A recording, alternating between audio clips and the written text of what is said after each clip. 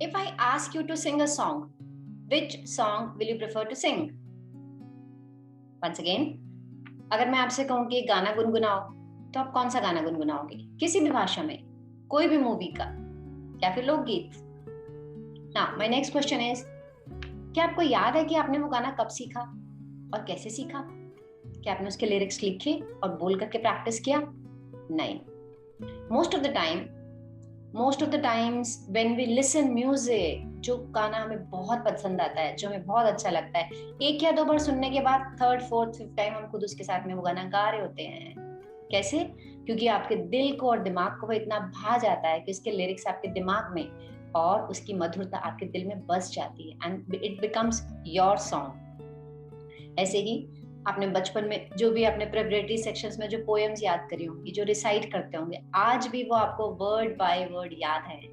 आपके बच्चे, आपने वो पोएम्स नहीं पढ़ी होंगी, लेकिन बच्चों ने पढ़ी होंगी, आपने उनको सिखाया होगा, वो पोएम्स वर्ड बाय वर्ड आपको याद है. कैसे? Heart and head have got a receptive format. जो चीजें हमारे दिल और दिमाग को भा जाती हैं, वो उसको इमीडिएटली ग्रैब कर लेते हैं and most of the time it is in the form of a rhythm. आपने जितनी भी पढ़ाई करी हो, ग्रेजुएशन, पोस्ट ग्रेजुएशन, मास्टर्स, आपकी किताबों का अगर ढेर लगा दिया जाए जमीन से लेकर के सीलिंग तक, and if I ask you कि उनमें से अपनी फेवरेट बुक का favourite text at least half a page word by word आप मुझे ऐसे कैसे सुना दो, तो क्या आप सुना सकते हो? Think a little more. शायद नहीं, वर्ड बाय वर्ड तो नहीं, लेकिन हाँ, वो गाने जो आपने कभी बचपन में सुने, आज भी कहीं बज जाते हैं तो आप उसके साथ गुनगुनाते हो. वो पोएम्स, वो कविताएं जो आपको बहुत पसंद थी, आज भी बहुत सालों के बाद भी जब आप कभी गुनगुनाते हो तो आप गुनगुना पाते हो, क्योंकि your head and heart have received it in the form of a rhythm. This is a proof in front of you कि अगर आप इस तरीके से कोई भी चीज समझ करके सीखते हो तो वो आपको हमेशा याद रहती है. Same way we are going to learn the table of tenses. वैसे ही जैसे आपने अपने स्कूल डेज में टेबल्स याद करी होंगी, किसी भी भाषा में, हिंदी, इंग्लिश, पंजाबी, मराठी, गुजराती, बंगाली, किसी भी भाषा में, बट आज भी जब आप टेबल्स याद करते हो ना और आप बोलते हो तो आप उसी लहजे में बोलते हो, उसी फ्लो में बोलते हो. बच्चों को देखो, वो टेबल्स हमेशा गाने के रूप में गाते हैं. तो आज हम कॉम्प्रिहेंसिव टेबल ऑफ टेंसेस सीखेंगे.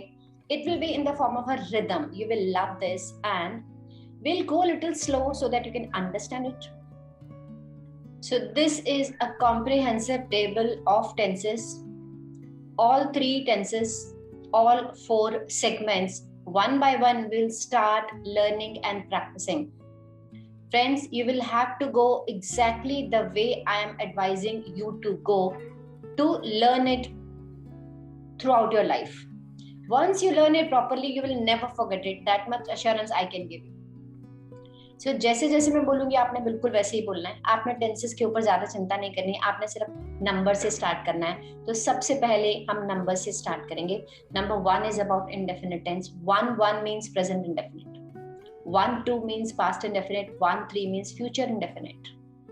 2 1 means continuous but present continuous. 2 2 means past continuous. 2 3 means future continuous. 3 1, this is a third step and first segment is present. So 3 1 means perfect, present perfect. 3 2 means past perfect. 3 3 means future perfect. 4 1 present perfect continuous. 4 2 past perfect continuous. 4 3 future perfect continuous. We will complete first step first and we'll go from left to right. It means सबसे पहले हम first step complete करेंगे तो 1 1 1 2 1 3 इस तरीके से हम table बोलना सीखेंगे. तो सबसे पहले नंबर, देन हिंदी में जो उसका ट्रांसलेशन आएगा, और थर्ड इज इंग्लिश का जो रूल आएगा. फाइन. नाउ 1 1 ता है, ते है, ती है, subject plus V1 plus SES plus preposition plus object. 1 2 आ ई ए ओ सर्वमात्रा, subject plus V2 plus preposition plus object. 1 3 का गी गे, subject plus will shall plus V1 plus object. 2 1 रहा है, रही है, रहे है, रहा हूं. Subject plus is MR plus V1 plus ING plus preposition plus object. 2 रहा था, रही थी, रहे थे.